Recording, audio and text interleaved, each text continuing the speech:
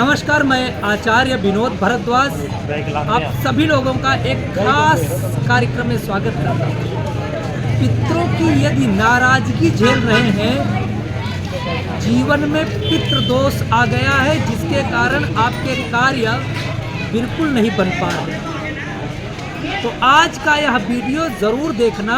यदि आपके पितरों की अकाल मृत्यु हो गई है तब भी आज का यह शो जरूर देखना। यदि आपके घर में कोई भी व्यक्ति लंबी बीमारी के दौरान देहावसान पा जाता है तब भी आज का यह कार्यक्रम जरूर देखना। यदि किसी अस्त्र के द्वारा आपके परिवार में किसी व्यक्ति की शरीर शांत होती है तब भी आज का वीडियो जरूर देखना, क्योंकि आज हम बात करेंगे नारायण बलि की। लेकिन एक चीज़ नोट करिएगा, आज का लोकेशन बहुत अच्छा है। हरियाणा में कुरुक्षेत्र है जहाँ पे महाभारत का युद्ध हुआ था और अनेक योद्धा इसी धरा पे निश्चित रूप से मारे गए थे। तब दुर्योधन ने कहा, दुर्योधन आदि के मर जाने के बाद महात्मा धर्मराज युधिष्ठिर ने कृष्ण से कहा कि महाराज, जो अकाल मृत्यु को प्राप्त हुए पितृ हैं, मैंने शास्त्रों में सुना है कि उन पितरों को मुक्ति नहीं मिलती। पितृ प्रेत की योनि में घूमते हैं, हजारों हजार साल तक अतृप्त बन करके इसी धरा पे घूमते हैं और अपने पुत्रों को, अपने परिवार के लोगों को तंग करते हैं कि हमारी मुक्ति का कोई साधन नहीं कर रहे हो। तो भगवान ने यहीं पे माता सरस्वती का उद्गम किया है, आप देख पा रहे हो। इसी सरस्वती नदी के जो है तट पे धर्मराज युधिष्ठिर ने पिंडदान किया तो महाभारत में मारे गए जितने योद्धा से सब तृप्त हो। भगवान कृष्ण ने दीपक जला के उनकी जीवन ज्योति को अपने चरणों में स्थान दिया। तो आज हम बात करेंगे अकाल मृत्यु को प्राप्त हुए पितरों के लिए ऐसा क्या करें जिनसे आपके पितृ तृप्त हो जाएं, मोक्ष की प्राप्ति करें। धर्मशास्त्रों की यदि माने तो नारायण बलि का विधान एक ऐसा विधान है जिसे संपन्न करने से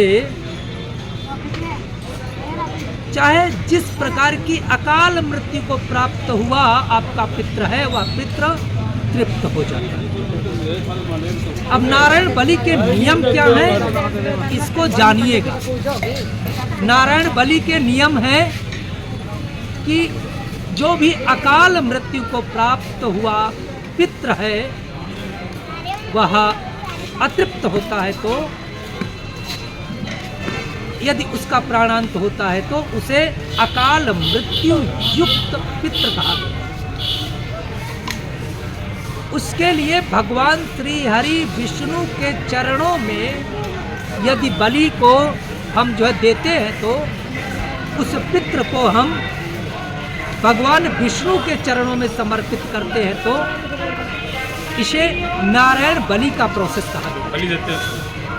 1 महीने के अंदर, सॉरी 1 साल के अंदर इस प्रोसेस को यदि पूरा किया जाए तो नारायण बलि का पूरा प्रोसेस होता है। नारायण बलि कभी अपने घर पे नहीं करना।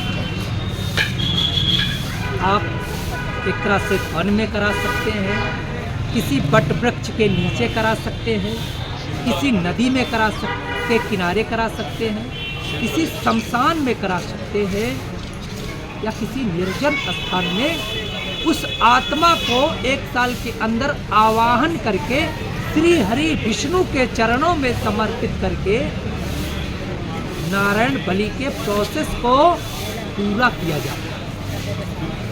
इससे धर्मशास्त्रों में कहा गया है कि पितृ की मुक्ति मिलती है, पितृ को मोक्ष मिलता है, तो वह पितृ आशीर्वाद दे करके अपने परिवार को जाता है तो निश्चित रूप से पूरा परिवार फलता फूलता है।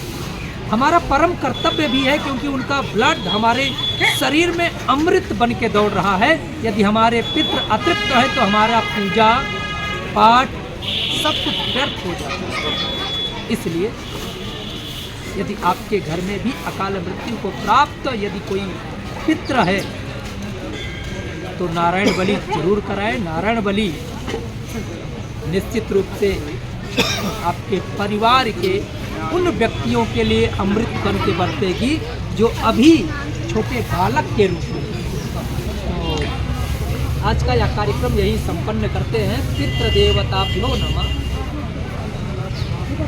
इस मंत्र को नीचे लिख के कमेंट करें। आप सभी लोगों का बहुत बहुत धन्यवाद।